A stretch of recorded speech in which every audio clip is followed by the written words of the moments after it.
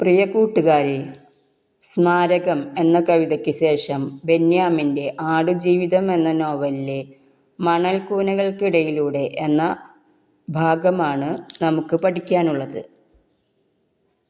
ഈ പാഠഭാഗത്തിന് കൊടുത്തിരിക്കുന്ന ലിങ്ക് വായിക്കാം. വഴിയോര കാഴ്ചകൾ കഴിയുന്നു. ഇരുൾ വീഴും വഴികളിൽ ആരുടെ കാലൊച്ച. എന്താണ് ഇതിൻ്റെ ആശയം?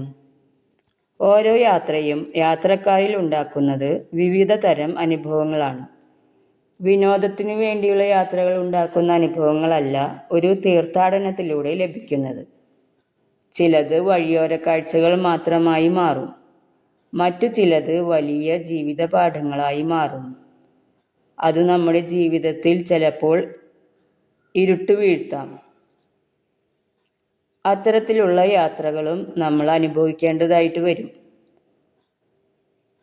ജോലി ലഭിക്കുന്നതിനും ജീവിതത്തിൽ സാമ്പത്തികമായ ഉയർച്ച നേടുന്നതിനുമായി അന്യനാടുകളിലേക്ക് യാത്ര ചെയ്യുന്നവരുണ്ട്.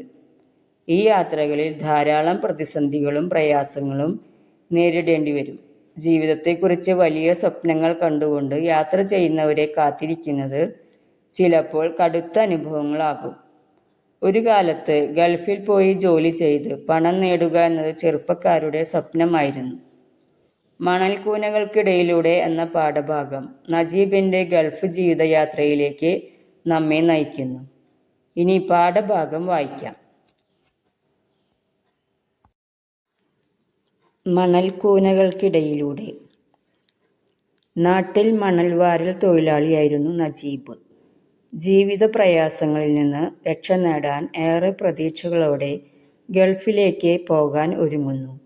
കൂടെ പരിചയക്കാരനായ ഹക്കീമും. ബോംബെ വഴി സൗദി അറേബ്യയിലേക്ക് പുറപ്പെടുന്ന അവർക്ക് അയൽക്കാരനായിരുന്ന ശശി ബോംബെയിൽ വെച്ച് എല്ലാ സഹായവും ചെയ്തു കൊടുക്കുന്നു. റിയാദിൽ വിമാനമിറങ്ങിയ അവർ എയർപോർട്ടിൽ ഏറെ നേരം അർബാബിനെ സ്പോൺസർ കാത്തിരുന്നു. ഇതിനിടയിൽ അവിടെ എത്തിയ ആൾ തങ്ങളുടെ അർബാബാണെന്ന് കരുതി രണ്ടുപേരും അയാൾക്കൊപ്പം പോകുന്നു. ഞാൻ കണ്ടിട്ടുള്ളതിൽ വെച്ച് ഏറ്റവും പഴക്കം ചെന്ന ഒരു വണ്ടിയായിരുന്നു എൻ്റെ അർബാബിൻ്റേത്. ഡോറും ബോണറ്റും ടോപ്പും ഒക്കെ പെയിൻ്റ് ഇളകി തുരുമ്പ് പിടിച്ചിരിക്കുന്നു. ഡോറുകളുടെ ലോക്ക് നഷ്ടപ്പെട്ട് കയറുകൊണ്ട് കെട്ടിവെച്ചിരിക്കുകയാണ്. സീറ്റിൻ്റെ കുഷ്യൻ ഇളകി സ്പ്രിങ്ങുകൾ വെളിയിൽ കാണാമായിരുന്നു. വണ്ടിക്ക് അടുത്തെത്തിയതും അർബാബ് എൻ്റെ ബാഗ് തട്ടിപ്പറിച്ച് വണ്ടിയുടെ പിറകിലെ തുറന്ന ഭാഗത്തേക്ക് ഒരേറ് വെച്ചു കൊടുത്തു. അർബാബ്, എൻ്റെ ഉമ്മ തന്നയച്ച മീൻ അച്ചാർ, എൻ്റെ സൈനുവിൻ്റെ നാരങ്ങ അച്ചാർ. എൻ്റെ ചങ്ക് പൊള്ളിപ്പോയി. ഹക്കീമിൻ്റെ ബാഗ് തട്ടിപ്പറിക്കുന്നതിന് മുമ്പ് അവൻ അത് ഓടിക്കൊണ്ടുപോയി പിറകിൽ വെച്ചു. അവൻ്റെ കയ്യിൽ അച്ചാറും വെളിച്ചെണ്ണയും അടക്കം കുപ്പി ഐറ്റംസ് കുറേയേറെ ഉണ്ടായിരുന്നു. അർബാബ് ഡ്രൈവർ വശത്തെ വാതിൽ തുറന്ന് സീറ്റിലേക്ക് ചാടിക്കയറി ഇരുന്നു. സത്യത്തിൽ ഡ്രൈവറെ കൂടാതെ മറ്റൊരാൾക്ക് കൂടി ഇരിക്കാനുള്ള സ്ഥലമേ ക്യാബിൻ്റെ ഉള്ളിലുള്ളൂ. ഞാനും ഹക്കീമും കൂടി എങ്ങനെയെങ്കിലും ഞെക്കി ഞെരുങ്ങിയിരിക്കാം. ഞാൻ മറുഡോർ തുറക്കാൻ ആഞ്ഞതും അർബാബ് എന്തോ ഒന്ന് അലറി. ഞാൻ ഞെട്ടി പിറകോട്ട് മാറി. അർബാബ് പിറകിലേക്ക് കൈ ചൂണ്ടി. ഒന്നും മനസ്സിലാവാതെ ഞങ്ങൾ ഡോറിൽ പിടിച്ചു തന്നെ നിന്നു. അർബാബ് പിന്നെയും കൈ ചൂണ്ടി. യാ അള്ളാ എന്നലറി. പിന്നെ കോപത്തോടെ വാതിൽ തുറന്നിറങ്ങി വന്ന് എൻ്റെ കൈ പിടിച്ച് അതിൻ്റെ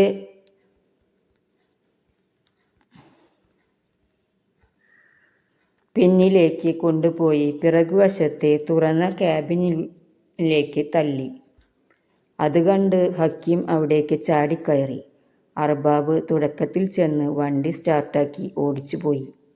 വണ്ടിയുടെ പിൻഭാഗത്ത് 2-3 വലിയ അലുമിനിയം പാത്രങ്ങളും കുറച്ച് പുല്ലും കുറേ ചാക്കുകെട്ടുകളും ഉണ്ടായിരുന്നു. സൈഡിലെ അഴിയിൽ പിടിച്ച് വല്ലവിധേനയും ഞങ്ങൾ അവിടെ ഇരുന്നു.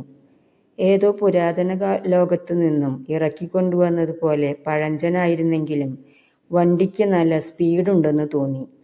അതിൻ്റെ ഇരമ്പലും ചിലയ്ക്കലും മാത്രമായിരുന്നു അതികഠിനം. എന്നാൽ എയർപോർട്ട് വഴി വിട്ട് പ്രധാന നിരത്തിലേക്ക് ഇറങ്ങിക്കഴിഞ്ഞപ്പോഴാണ് അതിൻ്റെ ശരിക്കുമുള്ള വേഗം എനിക്ക് ബോധ്യപ്പെട്ടത്. നൂറുകണക്കിന് വാഹനങ്ങൾ അതിനെ നിർദാക്ഷിണ്യം പിന്തള്ളിക്കൊണ്ടിരുന്നു. അത് ആകെ പിന്തള്ളുന്നത് സ്വന്തം പുകക്കുഴൽ ഊതിവിടുന്ന കരിമ്പുക മാത്രം. ഗൾഫിൻ്റെ വീഥികളിലൂടെയുള്ള എൻ്റെ ആദ്യ യാത്ര. അതിങ്ങനെ തുറന്ന വണ്ടിയിലായത് എന്നെ കുറച്ച് വേദനിപ്പിച്ചെങ്കിലും കൂടുതൽ സന്തോഷിപ്പിക്കുകയാണ് ചെയ്തത്. വഴിയുടെ ഇരുഭാഗത്തുമുള്ള നീളൻ കെട്ടിടങ്ങളുടെയും പ്രഭാപൂരത്തിൻ്റെയും കാഴ്ചയത്രയും അതിൻ്റെ മനോഹാരിത തെല്ലും ചോരാതെ കാണാൻ അതുകൊണ്ട് മാത്രം എനിക്ക് കഴിഞ്ഞു. അർബാബിനൊപ്പം മുൻസീറ്റിലാണ് ഞാനിരുന്നതെങ്കിൽ എനിക്ക് ഗൾഫിനെ അതിൻ്റെ പൂർണ്ണതയിൽ ഇങ്ങനെ കാണാൻ കഴിയുമായിരുന്നു. വഴിയിൽ രാത്രി പിറന്നിരുന്നതുകൊണ്ട് മറ്റു വാഹനങ്ങളിൽ സഞ്ചരിക്കുന്ന ആർക്കും ഞങ്ങളെ കാണാനും കഴിയുമായിരുന്നില്ല. എത്ര നേരം ആ പിന്നിലിരിപ്പ് യാത്ര നീണ്ടെന്ന് എനിക്ക് തന്നെ നിശ്ചയമില്ല. ഹക്കീമിന് ഒട്ടുമേ നിശ്ചയമുണ്ടായിരുന്നിരിക്കില്ല. നഗരത്തിൻ്റെ പ്രഭാപൂരം പതിയെ അസ്തമിക്കുകയായിരുന്നു. നീളൻ പാതകൾ നഗരം വിട്ടൊഴിയുന്നത് ഞാൻ അറിഞ്ഞു.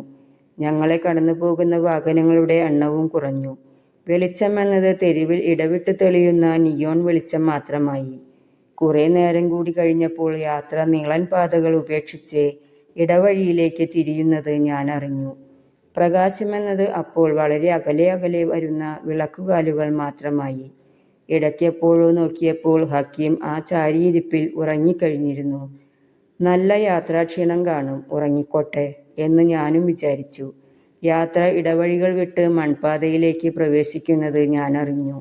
അപ്പോൾ പ്രകാശം പൂർണ്ണമായി ഇല്ലാതായി കഴിഞ്ഞിരുന്നു. പിന്നെ അന്ധകാരം മാത്രം. പൊടിപടലം പറത്തിക്കൊണ്ട് ആ വാഹനം മണൽക്കൂനകൾക്കിടയിലൂടെ ഓടിക്കൊണ്ടേയിരുന്നു.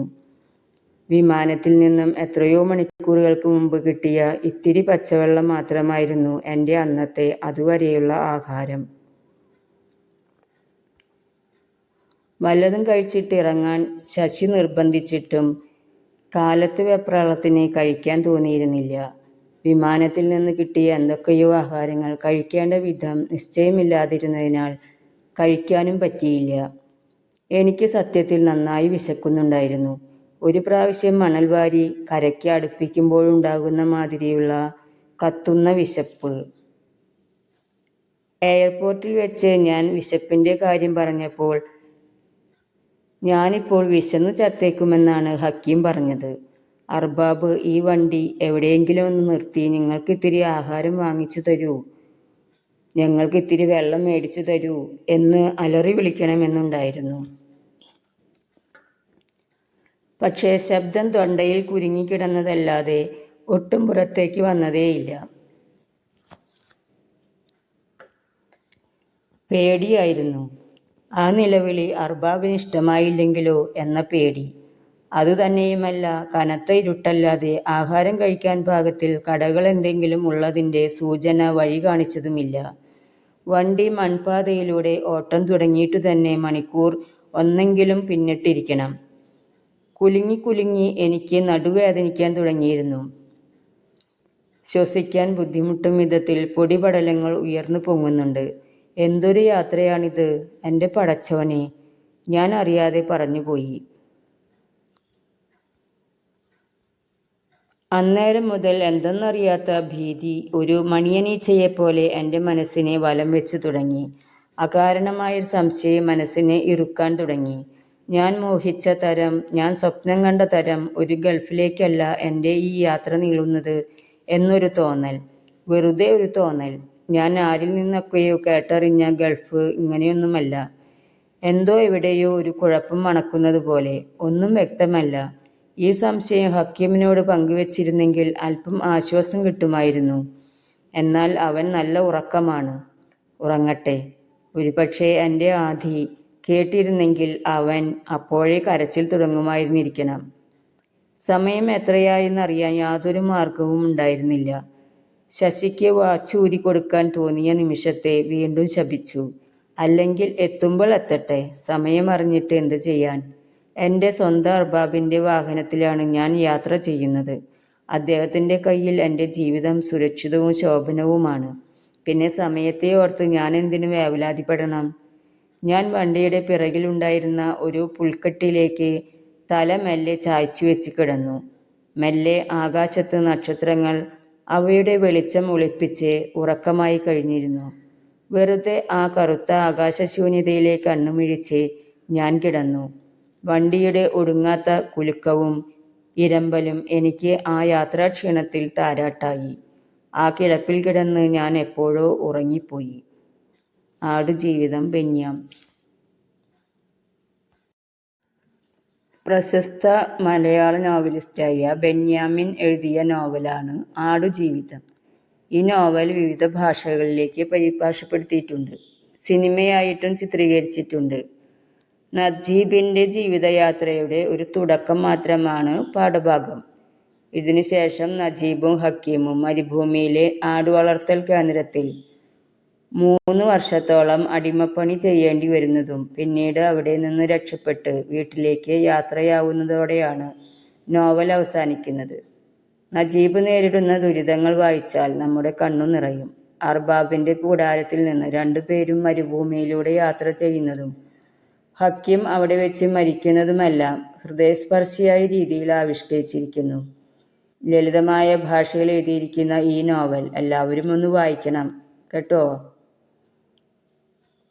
ഇനി പഠന പ്രവർത്തനങ്ങളുടെ ഉത്തരമാതൃകകൾ ഈ വീഡിയോയിൽ ഉൾപ്പെടുത്തുന്നതാണ്. എല്ലാവരും വായിച്ചു നോക്കി നോട്ടിലേക്ക് എഴുതണം. Okay, thank you.